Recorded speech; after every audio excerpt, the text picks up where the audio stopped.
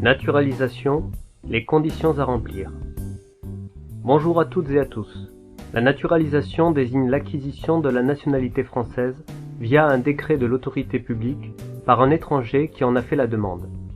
Nous allons voir à travers une série de vidéos les conditions à remplir, les démarches à effectuer, mais également comment bien se préparer afin de mettre toutes les chances de son côté pour acquérir la nationalité française par naturalisation.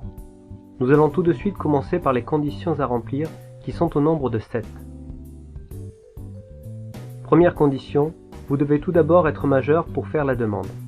Toutefois, si vous avez des enfants mineurs étrangers, et si vous pouvez justifier qu'ils ont résidé en France avec vous durant les 5 années précédant le dépôt de la demande, vous pouvez demander la naturalisation pour eux aussi, suivant l'article 21-22 du Code civil.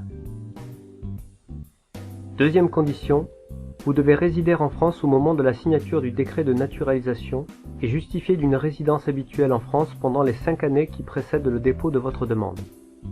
Attention, la notion de résidence est plus large que la notion habituelle de domicile.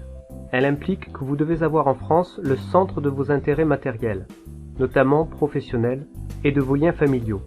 Si vous résidez en France, mais que votre époux, votre épouse et ou vos enfants résident à l'étranger, la nationalité française pourrait être refusée.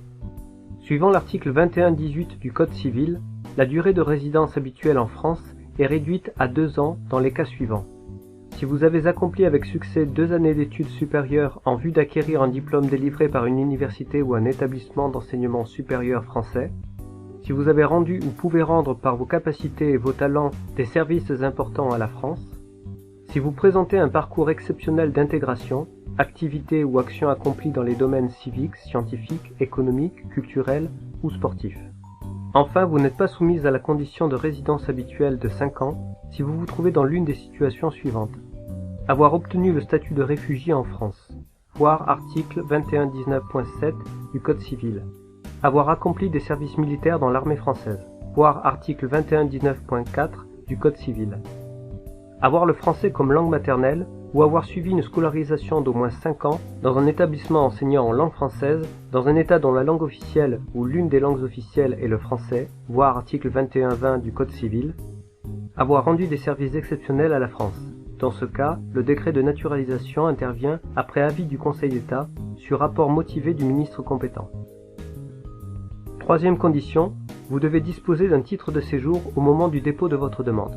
Vous n'êtes pas soumise à cette condition si vous êtes ressortissant d'un État membre de l'Union européenne, d'un autre État partie à l'accord sur l'espace économique européen ou de la Confédération suisse. Attention, les périodes passées en séjour irrégulier ne peuvent pas être considérées comme un critère conduisant à refuser systématiquement la naturalisation. Cependant, vous ne devez pas avoir fait l'objet d'un arrêté d'expulsion non abrogé ou d'une interdiction du territoire français non entièrement exécutée. Quatrième condition, vous devez être inséré professionnellement. L'insertion professionnelle constitue une condition essentielle de l'assimilation et de l'intégration en France. Toutefois, elle est appréciée sur l'ensemble de la carrière professionnelle et pas uniquement sur votre situation précise au moment de votre demande. La nature du contrat de travail, CDD, contrat d'intérim, ne constitue pas un obstacle en soi dès lors que l'activité permet de disposer de ressources suffisantes et stables. Cinquième condition, vous devez être assimilé à la communauté française, notamment par une connaissance orale suffisante de la langue française et une adhésion aux valeurs de la République. Connaissance de la langue française, selon votre condition sociale, niveau d'études, ressources, etc., vous devez connaître suffisamment la langue française en produisant un diplôme ou une attestation délivrée par un organisme de formation au français langue d'intégration. Exemple, le TCF-ANF. Sont dispensés de produire cette attestation les personnes âgées de plus de 60 ans, les personnes souffrant d'un handicap ou d'un état de santé déficient chronique dont le niveau de connaissance de la langue française est apprécié lors de l'entretien d'assimilation.